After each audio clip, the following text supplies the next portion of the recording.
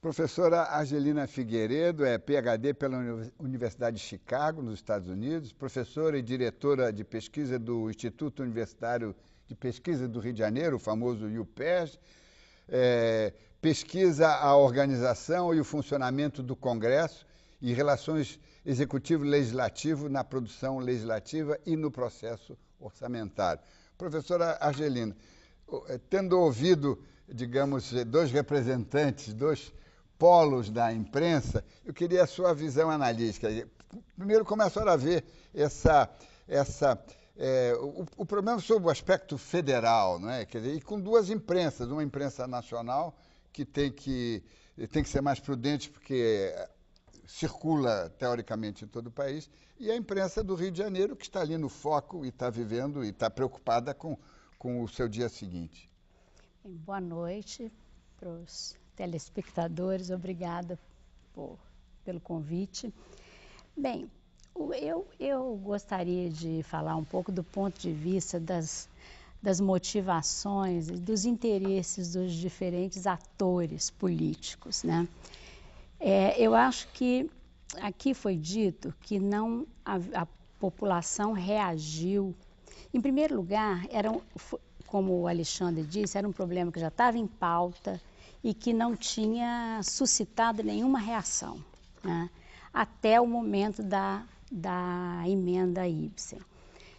O comportamento do Ibsen Pinheiro é realmente um comportamento característico de parlamentar que pode aproveitar um momento para atender o que ele vê como interesses eleitorais. E isso é comum tanto no Brasil quanto em outros lugares do mundo. No entanto, a população reagiu, e eu acho que até o governador também ele conseguiu mobilizar, porque houve uma perda concentrada. Então, eu acho que, por exemplo, a imprensa paulista, que é nacional, e até do Rio de Janeiro, o Globo também é um jornal nacional, ela não reagiu porque São Paulo não perdia muito, nem no momento, né? E acho até que nem no futuro, porque São Paulo ganha com o ICMS, porque o ICMS é recolhido, quer dizer, do petróleo, né? Então, ele tem a compensação já como estado, maior estado consumidor. Então, isso afeta muito pouco os interesses de São Paulo. E o Rio foi afetado em grande medida e no momento presente, porque o fato da emenda, enfim, atingir contratos já feitos, afetaria no momento. Quanto à reação da população, eu acho que não importa muito se ela sabe exatamente do que se trata. E a população, em nenhum lugar do mundo, ela vai pelas questões técnicas, ela vai pelos atalhos políticos, que foram muito bem feitos no caso, né? E não precisava, quer dizer, atingia de fato os interesses, os políticos lançaram mão disso. O Sérgio Cabral, era o mínimo que ele podia fazer como governador, era ter a atitude que ele teve. Inclusive, no caso, é diferente de comparar o Sérgio Cabral com o Ibsen Pinheiro. O Ibsen Pinheiro, ele teve uma oportunidade que surgiu e ele lançou mão dela, né? O Sérgio Cabral teve a reação de quem estava perdendo muito no momento e no futuro, e que sabia que era fácil mobilizar a população, né? E usou, como a gente sabe, tanto a máquina quanto o discurso, a emoção. Exato. Vamos fazer uma pausa e voltamos daqui a pouco. Estamos de volta. Hoje o Observatório da Imprensa discute o envolvimento da mídia com a aprovação da emenda Ibsen Pinheiro, que pretende redistribuir o dinheiro dos royalties do petróleo. A opinião dos veículos do Rio e de São Paulo é sempre mais visível. Mas como é que os editores de outros estados estão cobrindo este caso do pré-sal? O peso da cobertura é o mesmo? O Observatório da Imprensa foi ouvi-los. Nós publicamos muitas matérias e vamos publicar muitas ainda mais nas próximas semanas, próximos meses, pela relevância do tema, mas não porque a emenda partiu de um deputado que é gaúcho. E isso, neste momento, não é a relevância da questão, não é essa. A relevância da questão é que a questão é muito importante para o Brasil. O jornal e muitos jornais também, o nosso, nesse caso, entende que deve haver uma distribuição mais igualitária aí dos recursos do pré-sal. Não é um pouco parelha essa cobertura, tem alguns jornais que publicam mais e outros menos matérias, mas isso também é uma coisa comum, depende do ângulo e da importância que determinado veículo dá para o tema. E nós, além da gente estar fazendo muita matéria tentando explicar para o público, porque não é uma coisa fácil, não é uma coisa que está no dia a dia da cabeça das pessoas.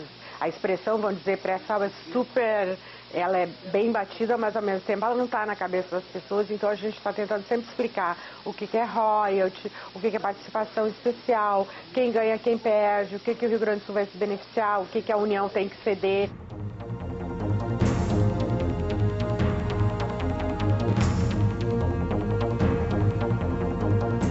A reação à emenda Ibsen-Pinheiro, de maneira específica, e ao pré-sal, de maneira geral, aqui da imprensa pernambucana, ela foi bem limitada.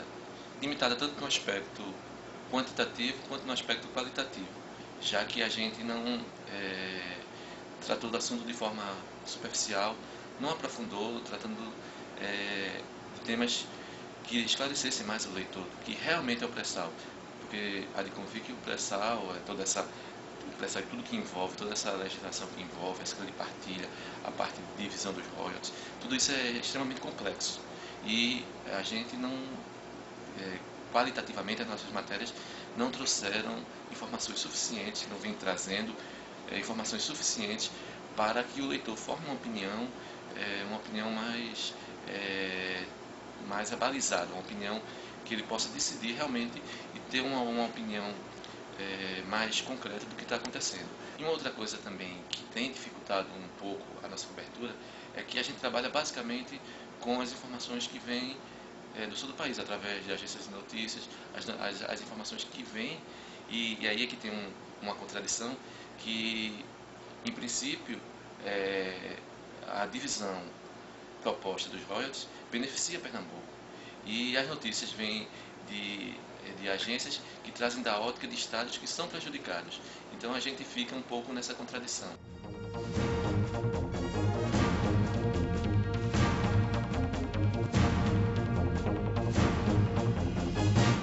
No caso aqui da Rede Gazeta, nós tivemos uma postura que até é um pouco incomum no caso nosso, que é assumir uma bandeira de luta por conta de um dinheiro que está sendo retirado do Estado. Nós passamos a fazer uma série de matérias repercutindo o caso e posicionando, deixando bem claro para o leitor que nós estávamos perdendo dinheiro com isso. Assumimos uma postura editorial um pouco mais agressiva, essa manchete, por exemplo, aqui demonstra isso, né? Quer dizer, não é muito comum a gente assumir que um posicionamento como esse em relação ao projeto ele é equivocado, é ilegal. Tentamos deixar claro o que os capixabas estão perdendo com essa nova determinação estabelecida pela lei. E vamos continuar nessa luta para ver se a gente consegue preservar o Estado dessa perda de um valor que está sendo aqui calculado em 600 milhões de reais por ano, o que equivale a 60% do valor total de investimentos que o Estado tem, por exemplo, previsto para esse ano de 2010. E eu acho que especificamente nesse caso, o jornal está tentando deixar claro para as pessoas, mas isso a gente não tem conseguido alcançar com grande sucesso, está tentando deixar claro para as pessoas o que está ocorrendo com o Estado. Porque, na minha visão, boa parte dos moradores e da população do Espírito Santo ainda estão, de certa forma, um pouco confusa, não sabe exatamente se esse dinheiro que está sendo tocado é do pré-sal ou é do petróleo que o Estado já possui e do dinheiro que já estava garantido para o Estado. Isso ainda não está claro para as pessoas. A gente não deixou, por mais que a gente tenha noticiado, as pessoas ainda não, parece que não se aperceberam da gravidade da situação no caso das finanças do Espírito Santo. Alexandre Freeland, tem aí, foi mencionado antes e está na lembrança de todos, o momento mais dramático dessa quase tragédia, dessa pré-tragédia do pré-sal, que foi o choro do governador Sérgio Cabral Filho, né? Mas ele chorou, mas teve coisas antes que aconteceram, que ele falou. Você, evidentemente, tem informações a acrescentar. Não,